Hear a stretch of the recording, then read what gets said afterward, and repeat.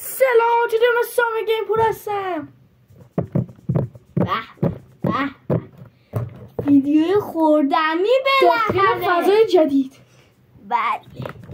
بستنی سه‌بعدی انبه میهن. میخوایم بریم آنباکسش کنیم و بخوریم ببینیم جدیدم هست. میکنم میدونی بستنی سه‌بعدی انبه یه دیگه. آقا میخوایم نوبتی جفت بدیم و یه دونه خریدیم به خاطر گرون بودنش. قیچی. بله. کارتش رو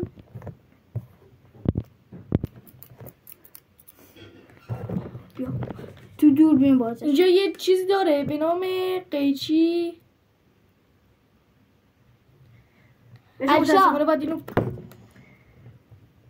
بچه یه چیزی بگم، این خفن تری بستنی چوبی ایرانه. چوبی فکر نکنید دیپی. چوبی دیپی اگر باشه نوتلاه که ما تستش شدی ویدیوش نگرفتیم. نیده چرا نگرفتیم چون اینجا به ساعتون یاد داد. باز شد.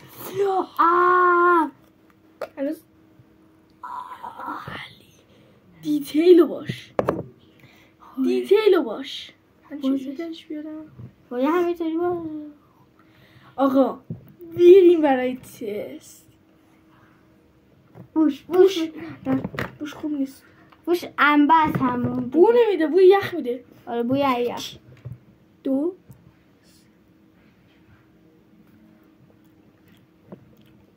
خوشمزه. ایران دستم بد نیست.